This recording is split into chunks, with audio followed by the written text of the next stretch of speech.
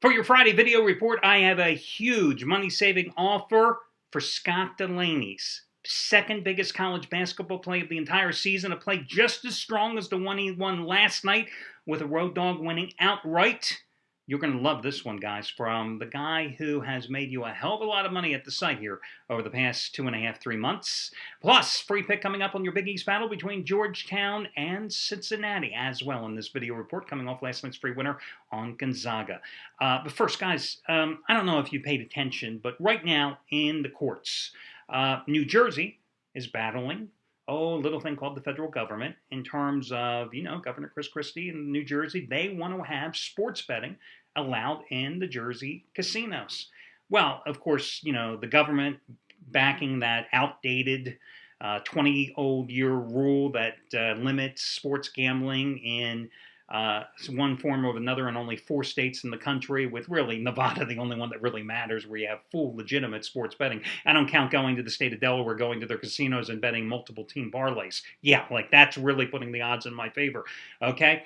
But, of course, the government also has some important allies, the NCAA, all the professional sports leagues, because gambling, oh my God, it's just going to ruin society, by allowing gamblers to go to Atlantic City and sit there alongside the beach and run into a sports book and bet their $20 on Buffalo or Cincinnati or whatever.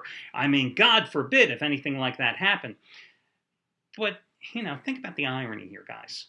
We just had an election where one of the biggest things about the election between the Republicans and the Democrats was whether or not we were going to retain the Bush tax cuts, because, it was going to cost money out of you and I, our pockets, if the Bush tax cuts expired, especially for those middle income and going up. We also, of course, had the threats with the budget, the financial cliff, okay? We were going to lose coverage in Medicare, Social Security benefits, blah, blah, blah, all types of social services. Well, gee, we can talk about all that, but it's perfectly fine to allow how many zillions of people based in the United States to wager offshore. I don't know about you, but the governments of Costa Rica and Curacao, they don't do a damn thing for me. But we allow all that money to go offshore instead of allowing it to be bet here in the United States and letting the tax money help somebody. It has to help somebody. Why are we enriching the coffers of Costa Rica? Never been there, have no intention of going, and I don't really care. But again, their government doesn't do a damn thing for you or me. Listen, I'm a capitalist. I'm all for making money, okay? You should be too. I have no problem with guys that go there and, own offshore sports books, making money. But again, why are we allowing U.S. citizens or forcing U.S. citizens that are not based in Nevada, that don't play through bookmakers, to simply log online and place their bets offshore? So let me get this right. So you can take a vacation in Atlantic City.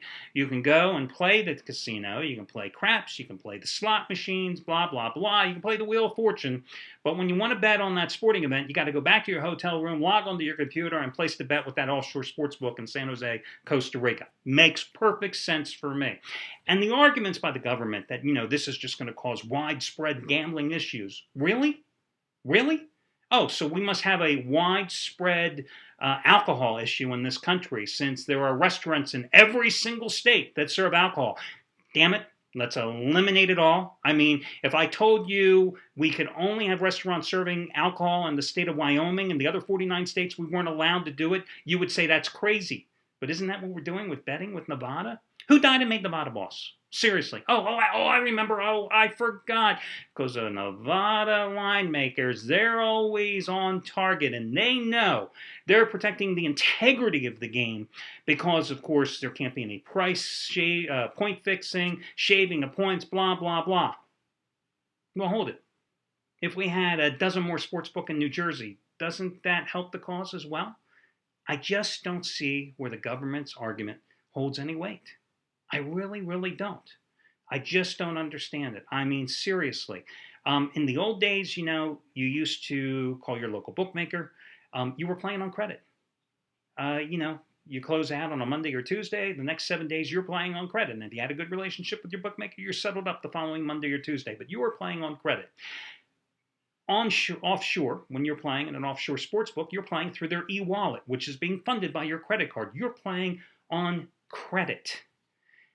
When you walk up to the cashier's window here at any sports book in Vegas, They're not taking your credit card, guys. They're taking cold, hard cash. What have I always said to you? The golden rule of gambling is never bet more than you can afford to lose, because if you follow that rule, you never fall into a deep financial abyss from which there is no escape. How do people get themselves in problems, in trouble? By playing on credit. But it's okay to force gamblers to play through credit through offshore sports books. Bookmakers like, the guy that I played through for years, he was a former high school principal. Found it much more lucrative to be a bookmaker. God bless him, Great guy. He was probably a better accountant than any accountant I've ever had in my life that I pay for my business, okay? But the fact is, nowadays, most bookmakers are just front men. You're really playing through an offshore sports book anyway. I mean, that's how it goes. Again, I just don't understand it. I don't see how New Jersey, it's going to be such a problem to have sports book betting in the state of New Jersey. I got to give the state credit for doing it. But listen, it's like 25 years ago or whenever, as lotteries started to expand across the country, state after state had some type of lottery. I was living in the state of Georgia at the time. The lottery, the mandate was it was going to fund higher education, giving people a chance if they maintain like a B average or higher with I think it was called the Hope Scholarships, they would suddenly be able to get tuition. And it also helps senior citizens, as it does in a number of states as well. Has society crumbled because the lotteries have, extended themselves through the country? Think about New Jersey itself. New Jersey, remember when they opened what was then resorts, and then they opened all the casinos? New Jersey was the gambling mecca for the East Coast. Everybody from Pennsylvania and New York and Delaware, they flocked over to the Jersey Shore because they could gamble. Problem is that in the last 5, 10, 12 years, Pennsylvania has opened one casino after another. Delaware has their casinos. Everybody else has opened their casinos, and now suddenly those people in Pennsylvania going, I don't have to take the goddamn bus to New Jersey to gamble. I can just do it from the comforts of here at my local casino in Pennsylvania. And the same with the Delawareans. Is that a word, Delawareans? I guess it is. And New Jersey has seen its fortunes just tumble financially one month after another. Now you have Pennsylvania as the second biggest gambling state in terms of casino take in the country. You know what ultimately is going to happen, though. If New Jersey is granted the license or wins its legal challenge to allow sportsbook betting, it'll only be a matter of time till Pennsylvania says, well, hold it now. We cannot let these people go back to New Jersey on the weekends because they want to bet football in the month of March when they want to bet the big dance. We got to have sportsbook betting. Maybe that's really the issue here. The government is worried about having one state after another having sportsbook betting. And again, I ask you, is that such a bad thing? Do we really want the money going to Curacao, to Costa Rica, to foreign lands? No. Let's stimulate the economy, guys. Listen, if guys want to go and have the option to go down to Atlantic City and stay in an Atlantic City-based hotel and spend money in an Atlantic City-based restaurant and walk the boardwalks just so they can go and bet something at the sports book, God bless them, because they ain't spending the money in Costa Rica, and that's all that matters. So that's my take on that. Hey, let's get to your free pick in just a second. First, I want to talk about Scott Delaney.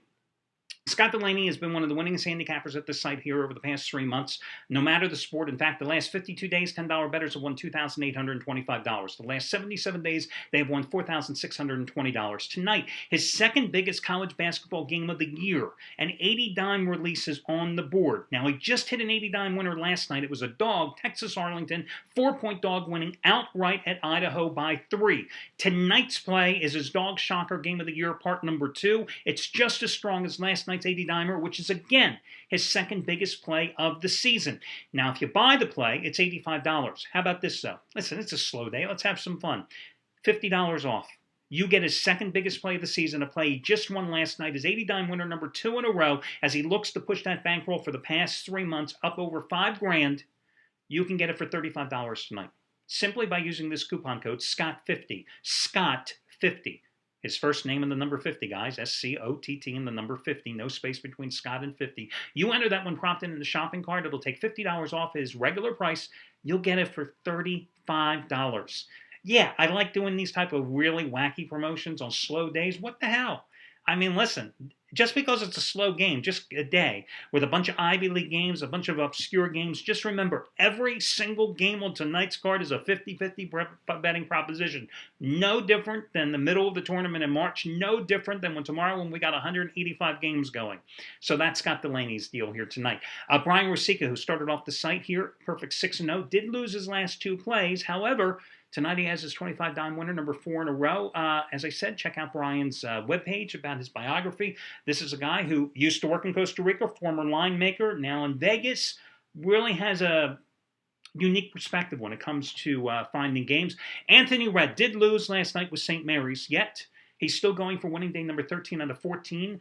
In basketball, college hoops, $10 bettors have won $4,030 over the past 2 years, $10,405 in NBA and college the past 2 years. Tonight, 60-dime underdog shocker, okay? And here's the deal. Not only is he on a 22-13 college basketball run, but he's won 5 out of 7 30-dimers. He's won 9 out of 13 40-dimers. He's won 7 out of 11 50-dimers. Tonight's play is bigger than all of them. Now, Craig Davis, I tell you the good, I always got to tell you the bad. Craig Davis last night did not win his 50-dime winner, number 10 out of 13. As he lost last night with the Oklahoma City Thunder after winning the night before with a 50-dimer on Oklahoma City, but still, $10 bettors up $3,975 the past 12 weeks. So those are among the handicappers you should be aware of today. I've given you the discount code Scott50 so you can save $50 off the purchase of a play tonight and get it for just $35 little dollars. As for me, your free pick tonight is going to be Georgetown as a 3-point dog at Cincinnati. I know Cincinnati just beat Villanova to snap a 2-game losing streak at home, 68-50 the other night. Who said Villanova was any good? The problem with Cincinnati is, I, like many out there, overestimated the Bearcats early in the season. And then it dawned on me, this Bearcats team is not very good down low. It does not attack the boards. I've always said you got to kill your mother for a rebound if you're going to be a successful team, whether it be college or pro. That's the bottom line. Cincinnati is a perimeter-oriented team that plays soft. Now, Georgetown, for most of the season, has been a soft team as well. I mean, remember earlier when they were bludgeoned at home by Pittsburgh, another team that's so-so on the boards? But here's the deal. Georgetown, I think, is better on the boards than Cincinnati. And the other thing is, if you look at Cincinnati's win against Nova the other night, they hit 12 out of 25 three-pointers in the game. 12 out of 25. Okay, so almost 50%. But the first 9 Big East games this season, they had only hit 28% from three-point land. What's the chances of a team that has consistently shot at 28% from three-point land suddenly, for their second straight game, hitting 50% of the three-pointers just because they're playing at home? Fact is, Georgetown's on a roll. They've won 6 straight games, 8 of their last 9 in that 9-game stretch. Sophomore Otto Moore, their 6'8 center forward, he's boosted his scoring averages. He's hitting over 52% of his shots. He's averaging 18.6 points a game, almost 9 rebounds a game as well. They're coming off a very impressive win against a hot Marquette team at home on Monday, 63-55. I think Georgetown plus the points is the way to go. Do I love the play? No, I do not. But then again, last night's free play was Gonzaga in that one. So there you go. Good luck, guys, and I'll catch you again on Saturday when we do this all over again.